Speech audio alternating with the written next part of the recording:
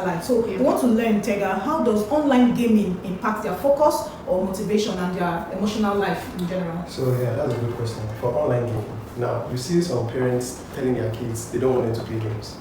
Now, to me, I will not advise parents to do so.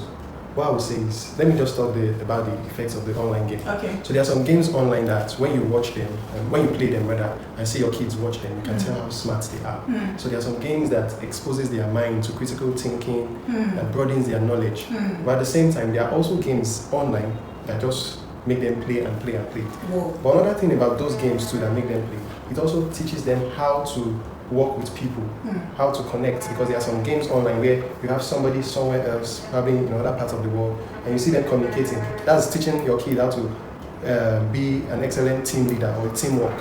So it teaches them that collaboration, but you just have to strike the balance. So in essence, I won't say take away the games from them, but be intentional about the kind of games the kids are familiar with. Intentional about the time they also spend playing those games, because it also has its own positive, like I mentioned. Exactly, thank you so much. But what are the risk factors surrounding leaving them to just having fun online? Okay. Like, playing games and doing all sorts of things with their own personal gadget? Because I've seen children of 5-6 years saying that, I have this gadget at home, I play lots and lots of games without supervision. So are there some negatives to that? Okay, so yeah, there are definitely negatives to it, because it's an online space and you have a lot of information out there. Exactly. First thing first, I would say, I don't want to give out a name, so I won't do free advice or something. But there's a software you can install on your device that serves as a guide.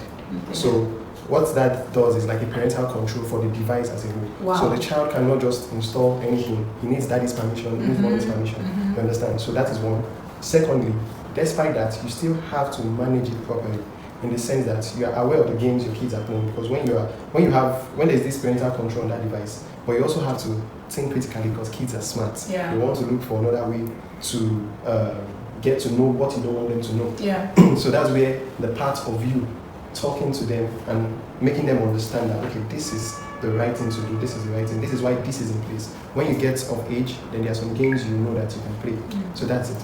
Wow, thank you so much.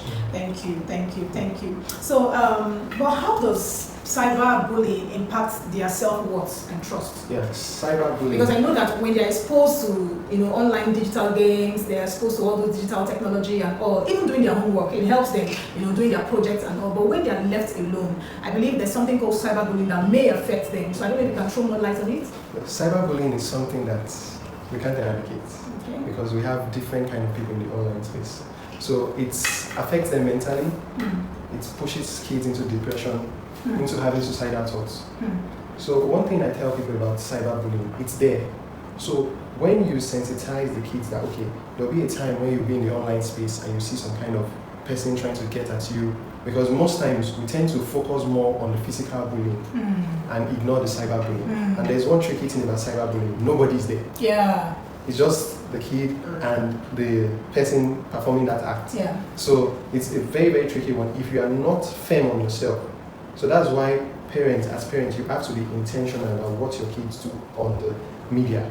So when you're intentional about what they do on the media, you will be able to keep them up to their toe and also let them know what cyberbullying is. A lot of kids don't know what cyberbullying is. They are only familiar with the physical bullying. But they don't know when they are being cyberbullied. So when they start getting of that age and they are getting close to devices and gadgets, you have to tell them, okay, there will be a time where you see something like, so when they see the traces of it, they will know how to handle that. Amazing.